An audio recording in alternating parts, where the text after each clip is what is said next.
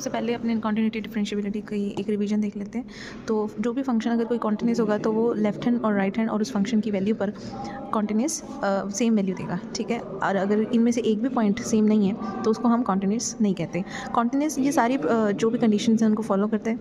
जैसे अगर दो फंक्शन कॉन्टिन्यूस है तो एडिशन, उनका सब्ट्रैक्शन, मल्टीप्लिकेशन, डिवीजन, रेसिप्रोकल और कॉन्स्टेंट से मल्टीप्लिकेशन सब क्या होगा, कॉन्टिन्यूस होगा, ठीक है। अगर कोई ओपन इंटरवल है तो उसके इन बिटवीन सारे पॉइंट्स पे वो कॉन्टिन्यूस होगा, और अगर कोई क्लोज्ड इंटरवल है तो वो ए और बी पर भी कॉन्टिन्यूस होना चाहिए, ठीक है। अब इसमें कुछ फंक्शंस हैं, जैसे कांस्टेंट फंक्शन हो गया, यूनिट फंक्शन, यूनिट मतलब कोई एक single value, polynomial, modulus, exponential, logarithmic function, trigonometry, लेकिन ये सारे किसमें अपनी डोमेन में कॉन्टिन्यूस होते हैं। अब यही अगर डिफरेंशिएबिलिटी आ जाए तो लेफ्ट हैंड डेरिवेटिव और राइट हैंड डेरिवेटिव का ये फॉर्मूला है, ठीक है, जिसमें ये a माइनस एच है और ये a प्लस एच है। यहाँ पे ऊपर नेगेटिव है h और यहाँ पे पॉजिटिव है, एफ ए दोनों में ही नेगेटिव रहता है, ठीक है। अगर कोई फंक्शन डिफरेंशिएबल है किसी पॉइंट पे तो वो कॉन्टिन्यूस होगा, लेकिन अगर कोई कॉन्टिन्यूस है तो ज़रूरी नहीं कि वो डिफरेंशिएबल हो। अब इसमें कुछ फॉर्मूलाज हैं, जैसे कांस्टेंट का 0, n(x), n-1, ये सारे फॉर्मूलाज को आपने वैसे ही गो थ्रू कर लेना। जो इंपॉर्टेंट है, जैसे कोजेक का फॉर्मूला एनसीईआरटी बहुत कम यूज़ करवाती है, तो ये फॉर्मूले हमें याद रखने हैं रिटर्न रिवीजन के साथ। ax के साथ क्या आता है, ax log a आता है, ये e सिर्फ इसका बेस होता है। अगर कहीं पे आपको log x log ex तो ये सेम है। अब यहाँ पे जैसे log बेस a चेंज कर दिया उन्होंने, तो log का क्या होता है 1/x और उसके साथ log a और e आ गया, ठीक है। अब ये सारे इन्वर्स के जो फॉर्मूलाज हैं ये आपने ऑलरेडी देख रखे हैं। अब क्वेश्चन से शुरू करते हैं। जैसे पी वाई क्यू अगर मैं देखूँ तो यहाँ पे मॉडुलस फंक्शन आते हैं, है ना, नेगेटिव फंक्शन आते हैं। तो एक रूल आपको याद रखना है, वो है एल हॉस्पिटल रूल। ये लगता कब है, एल हॉस्पिटल रूल सिर्फ आप तब लगा सकते हो जब आपके पास फंक्शन 0/0 बन रहा है। अगर कोई फंक्शन 1/0 है तो उसका आंसर नॉट एग्जिस्ट आएगा, ठीक है। लेकिन अगर वो फंक्शन 0/0 है तो एल हॉस्पिटल कहता है कि जैसे सपोज ये एग्जाम्पल देते हैं अपने 1 माइनस, क्वेश्चन मैंने लिख लिया 1 minus cos 4x upon 8x square, और k की वैल्यू यहाँ पे क्या आ गई, x = 0 आ गया, ठीक। अब यहाँ पे आपने ध्यान क्या रखना है कि जब 0 पुट कर रहे हैं अपने, ठीक है, अपॉन में भी 0 बन रहा है और cos 0 क्या होता है 1 होता है, 1 - 1 भी 0 बन रहा है। देखते ही क्वेश्चन पता लग जाए, इसीलिए ये वाले क्वेश्चन इसमें दिए होते हैं।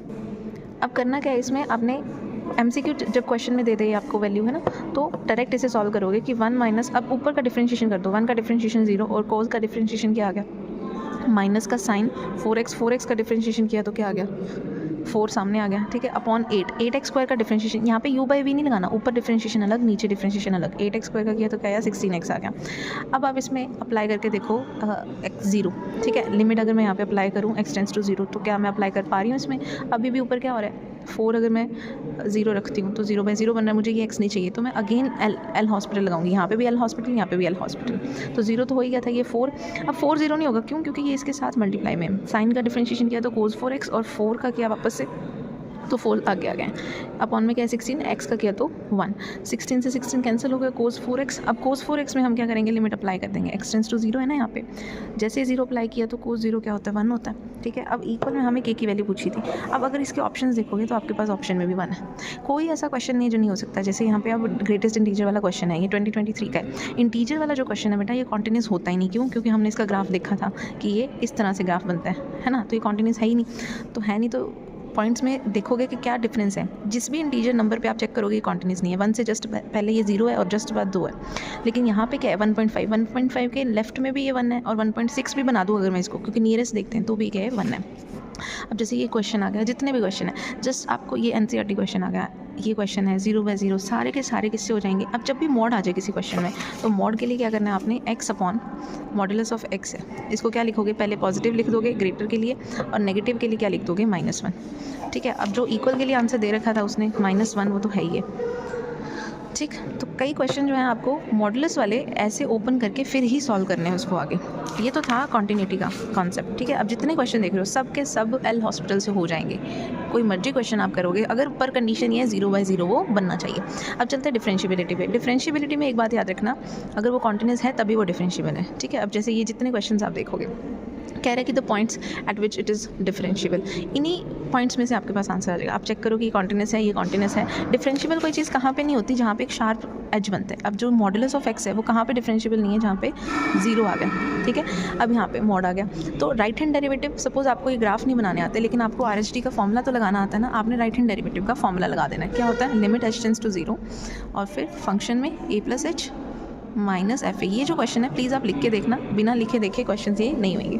अब ये जैसे क्वेश्चन है मॉडुलस एक्स आ गया है ना, तो इन क्वेश्चन में देखो कि कॉन्टिन्यूस किस पे है और डिफरेंशिएबल किस पे नहीं है। ठीक है, इसी के जैसा यहाँ पे भी एक क्वेश्चन दिया हुआ है, देखो। ठीक है, अब इसने the function F X is equal to mod X, तो मॉड एक्स क्या है, कॉन्टिन्यूस तो होता है हमें पता है, लेकिन डिफरेंशिएबल नहीं होगा जीरो पे। ठीक है, क्यों? क्योंकि यहाँ पे ये शार्प एज बना लेता है। अब जितने ये क्वेश्चन है, ठीक है, अब यहाँ पे ये 0 है और 2 है, इस पे ये कॉन्टिन्यूस तो है, ये दोनों फंक्शन मॉडुलस फंक्शन कॉन्टिन्यूस होते हैं, लेकिन 0 और 2 पे क्या है, ये डिफरेंशिएबल नहीं होगा। ठीक है, तो ये तो हुआ आपका कॉन्टिन्यूटी और डिफरेंशिएबिलिटी का कॉन्सेप्ट। उसके बाद आते हैं आपके कुछ टॉपिक वाइज क्वेश्चंस। ठीक है, एक टॉपिक पे ज़्यादा टाइम नहीं लगाना आपने, ठीक, उसको जस्ट उसके टाइप के सारे पी वाई क्यूज़ कर लेने हैं। अब यहाँ पे इन्वर्स ट्रिग्नोमेट्री, यानी कि जब कोई भी क्वेश्चन ऐसा जिसमें आपके पास एक्स वाई इन बिटवीन दे रखे हैं, जैसे ये देख रहे हो आप। ठीक है, अब इसमें ये क्वेश्चन लेते हैं ई एक्स वाई वाला। तो करना क्या है, इसमें आपको क्वेश्चन दिया E X E Y is equals to E X plus Y. अब इसका डिफरेंशिएशन करना है। आपका पहले माइंड बिल्कुल ऐसे स्टेबल हो कि आपको पता हो कि किसी की पावर को हम स्प्लिट कर सकते हैं। जैसे ही आपका यहाँ पे काम कर गया माइंड कि अच्छा ये इस वे में होने वाला है क्वेश्चन, तो आप बोथ साइड डिफरेंशिएशन करोगे, वो आगे आप प्रोसेस वाई वाले एक साइड कर लोगे, है ना। जैसे भी इस क्वेश्चन को सिंप्लीफाई किया जा सकता है। यहाँ पे ई एक्स प्लस वाई आ गया ना, तो उसने बोला डी वाई। अगर आपको लगता है कि नहीं मैं तो डायरेक्ट डिफरेंशिएशन करूँगा, तो भी कोई प्रॉब्लम नहीं है। ई एक्स का डिफरेंशिएशन क्या होगा, ई एक्स, ई वाई का डिफरेंशिएशन क्या होगा, E Y dot D Y by D X. ये D Y by D X को नहीं भूलना, किसी की पावर है तो ई एक्स प्लस वाई, लेकिन जब एक्स प्लस वाई सॉल्व करोगे तो 1 plus D Y by D X आएगा। अब कर लो इसको सेपरेट। ठीक है, फाइन, आपने क्या करना है, D Y by D X. ये था इसका फर्स्ट पार्ट। उसके बाद इसमें क्या है, पुट करने वाले क्वेश्चन आते हैं, जैसे क्या वैल्यू आप पुट करोगे, लेट प्रूव करने वाले ऑप्शन में जब भी आपको प्रूव मिले ना, आपने प्रूव को चूज़ करना है। ये क्वेश्चन बहुत बार पूछा हुआ है। करना क्या होता है, इसमें एक्स की वैल्यू पुट करनी होती है। अब आपको जेड फॉर्म में दे दिया, पर हमें तो पता है ना कि हमें जेड की कोई वैल्यू पुट करनी। एक और कॉन्सेप्ट इसमें मैं आपको बता दूँ, जैसे ये वाला क्वेश्चन है साइन वाला। ठीक है, ऊपर z की मैं ये बात बता रही थी कि ज़रूरी नहीं है कि आपने जो z है अगर आपने पुट ही करना है। ठीक है, उसने बोला फाइंड द डेरिवेटिव, आप इसका डिफरेंशिएशन करके आ जाओ। अब यहाँ पे क्वेश्चन है कहता है डिफरेंशिएट करो। अब वैसे आपको u बाई वी और इन्वर्स के अंदर इतना थीटा हो तो पॉसिबल नहीं है, तो क्या करोगे आप, 2x plus 1 dot 3 power x 1 plus 36। अब इसकी जो पावर है इसको स्प्लिट करोगे, 2x dot 2 dot 3x upon 1 plus 36। इसको क्या लिखा जा सकता है, 6 की पावर 2 और फिर x। अब ये 2x है, ये 3x है, जब पावर सेम होती है तो ये क्या बन गया, ये भी 6x, 2 आगे आ गया, 1 प्लस 6 की पावर x की पावर 2 लिख सकती हूँ ना, पावर शफल होगी। अब करना क्या है, हमें ये थोड़ी कहा गया है कि आपने सिर्फ x को ही tan थीटा पुट करना है। अब जहाँ पे 2 something upon 1 plus something square बन रहा है, तो मैं 6 की पावर x को भी तो tan थीटा लेट कर सकती हूँ। जैसे ही tan थीटा लेट किया क्या बन गया, 2 tan theta upon 1 plus tan के थीटा, बाहर कौन बैठा है, साइन इनवर्स, ये इसका फॉर्मूला बन गया sin 2 थीटा का। तो क्वेश्चन ये बुक के ही हैं, आपने पहले NCERT एग्जाम्पल और वो किसी भी हाल में स्किप नहीं करना। फिर है लॉगरिथमिक, लॉग के अगर चेन रूल आ जाए तो लॉग पहले बार वाला सॉल्व, फिर उसका थीटा, फिर उसकी ऐसे करके, अगर पहले यहाँ पावर होती तो पावर सॉल्व हो जाती। यहाँ पे भी लॉग का क्वेश्चन है, लॉग के एक दो जो फॉर्मूला है वो आपने ध्यान रखने हैं। ठीक है, उसके बाद यहाँ पे कभी आपको क्वेश्चन में ऐसे मिलेगा एफ डैश का मतलब है डिफरेंशिएशन कर दो और फिर उसके बाद पाई। अब कभी फंक्शन की पावर फंक्शन है तो उस कंडीशन में भले क्वेश्चन में आपको F X is equal to tan x की पावर tan x लिखा है, लेकिन आपने इस एफ एक्स को क्या मान लेना है, वाई मान लेना है। क्यों? क्योंकि जब आप इसका आप दोनों साइड लॉग लेट करोगे ना, लॉग वाई, तो ये जो tan x है ये आगे आ जाएगा और सामने क्या बन गया, लॉग tan x बन गया। डन। अब ये कुछ क्वेश्चन ऐसे भी आते हैं, इसमें बेटा आप डायरेक्टली लॉग मत लिया करो। ये चीज़ को अभी याद कर लो कि जब y है और फंक्शन की पावर फंक्शन देखते ही पता लग गया, अच्छा ये तो फंक्शन की पावर फंक्शन है, लेकिन इसमें डायरेक्टली थोड़ी अपने लॉग ले लेंगे, इसको पहले u मानेंगे, इसको v मानेंगे, ये y है ये। ठीक है, अब फिर हम लिखेंगे let u is equals to E X square cos X, both side log, तो ये लॉग u आ गया। फिर ये क्या आया, लॉग। अब लॉग में कभी e आ जाता है ना, तो जो उसकी पावर लिखी है लॉग से e तो कैंसिल हो गया, आपने कट नहीं करके आना, ये इसकी प्रॉपर्टी है एक्स स्क्वायर कोस एक्स। अब आगे प्रोसेस आपको पता है, both side differentiation and all. अब सेम यहाँ पे मैंने इसे v माना था, तो v क्या है मेरे पास, v is equals to cos X की पावर x, अलग अलग करके उसके बाद इस यहाँ पे आपने निकालनी है du बाई डी एक्स, यहाँ पे dv बाई डी एक्स, फिर उसको आप इस इक्वेशन में पुट कर दो, यहाँ पे डैश लगाने हैं जस्ट। ठीक है, ये ना du by D x put कर दिया, ये ना dv by D x put कर दिया।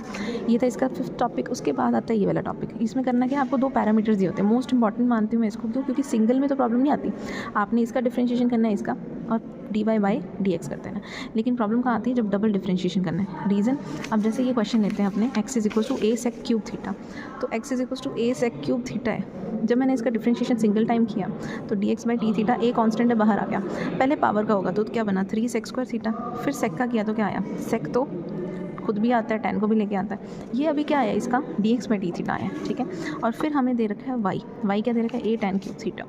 सो y is equals to a tan की क्यूब थीटा। तो इसका dy by D theta find करते हैं। क्या आ गया a 3 tan square theta, tan का किया तो क्या आया sec स्क्वायर थीटा। लेकिन यहाँ पे हमारे पास dx बाई डी थीटा आया ना, तो हम पहले dy बाई dx फाइंड करेंगे, यानी कि dy बाई डी थीटा को dx बाई डी थीटा से डिवाइड करते हैं। ये डी थीटा से डी थीटा कैंसिल हो गया। ये पूरी इक्वेशन यहाँ लिख दी, a 3 tan square theta sec square theta. आपने कोई अपना माइंड नहीं लगाना कि हाँ ये प्रॉपर्टी लग रही है, ये बन रहा है। एक बार आपका डिफरेंशिएशन है उसे सॉल्व करोगे, ठीक है। sec square theta sec theta और यहाँ प्लस नहीं है tan थीटा, पूरे एक्टिव माइंडली चेक करना है। अब बेटा ध्यान से सुनो बात, जब उसने पूछा D square Y by D X square है तो आप इसका डबल डिफरेंशिएशन नहीं करोगे, आपने सिंगल डिफरेंशिएशन करके डिवाइड किया। अब इसका डिफरेंशिएशन करोगे आप डी बाई डी एक्स के विद रिस्पेक्ट। अब एक्स क्यों अंदर तो थीटा है, आपने एक्स के विद रिस्पेक्ट सारा सॉल्व कर लिया, इसको यू बाई वी लगा लिया। बाद में क्या बचेगा, जब थीटा करोगे D theta by D x बचेगा, है ना। ये वाली वैल्यू आप यहाँ आपके पास यहाँ पे पड़ी है। अगर मैं इसका रेसिप्रोकल करता हूँ D theta by D x का मतलब क्या है कि मैं 1 by D X by D theta put कर रही हूँ। बस इतनी सी बात एग्जामिनर आपसे पूछ रहा है। ये क्वेश्चन नंबर क्या है, 4th है ना, टॉपिक 6 का। आप देख लो इसको, क्वेश्चन नंबर 4 टॉपिक 6, ठीक है, ताकि आपके माइंड में कोई भी डाउट ना रहे। ये टॉपर का आंसर है। देखो चूज़ भी हमने वही क्वेश्चन किया, D X by D theta निकाला इस बच्चे ने भी, D Y by D theta दोनों को डिवाइड किया। अब देखो डिवाइड करते ये सिंप्लीफाई हो गया, साइन थीटा बन गया, छोटा सा क्वेश्चन। अब विद रिस्पेक्ट टू एक्स करना है डिफरेंशिएशन, थीटा नहीं करना, भले उसमें थीटा दिख रहा है। डी बाई इसका डिफरेंशिएशन किया तो बनेगा क्या हमारे पास D theta by D X. ये वैल्यू हम कहाँ से लेंगे, इसको, इसका उसने क्या कर दिया देखो रेसिप्रोकल। बात समझ गई, कोस थीटा आया ना, साइन थीटा का क्या होता है कोस थीटा, और फिर जो D theta by D x जो बचा है उसकी वैल्यू रख दी। बस ये ध्यान रख लेना, बाकी आगे क्वेश्चन में कोई प्रॉब्लम नहीं आएगी। 5th चैप्टर में टॉपिक्स आपने देख लिए, लास्ट कुछ सब्स्टिट्यूशन वाले क्वेश्चन होते हैं वो ध्यान करना है। अब ये मिक्स क्वेश्चन आ गए, ये देख लेना, ठीक है। प्रूव वाले क्वेश्चन ज़रूर चूज़ किया करो, लेकिन आपको श्योर हो कि आपको दोनों में से कौन सा पार्ट पहले आता है। जैसे प्रूव वाला क्वेश्चन है तो दोनों डिफरेंशिएशन सॉल्व करके आपका आंसर आ जाना चाहिए, ठीक है। अब एक दो जो फार्मूलाज हैं वो मैं आपको बता देती हूँ, ताकि आप फार्मूलाज को बिल्कुल भी स्किप ना करके जाओ। जैसे 1 प्लस कोस थीटा का फार्मूला क्या होता है, 2 cos square theta by 2। 1 minus cos theta क्या होता है, 2 साइन स्क्वायर थीटा बाई 2। फिर 1 प्लस साइन थीटा क्या होता है, sine theta by 2 plus cos theta by 2 का होल स्क्वायर। और 1 माइनस साइन थीटा क्या होता है, sine theta by 2 minus cos theta by 2 का होल स्क्वायर। अभी थीटा बाई 2 इसलिए लगाया क्योंकि यहाँ पे 1 थीटा है। अगर कभी आपको क्वेश्चन में कंडीशन यहाँ 2 मिल जाएगा ना, मतलब थीटा का डबल, तो थीटा का डबल किया, अगर यहाँ 1 था तो ये हाफ था, अब ये 2 बनेगा तो ये सिंगल बन जाएगा। क्लियर होगी कंडीशन, अगर यहाँ 2 बनाओगे तो ये सिंगल आंसर आ जाएगा। Thank you so much for watching, hopefully you are preparing well.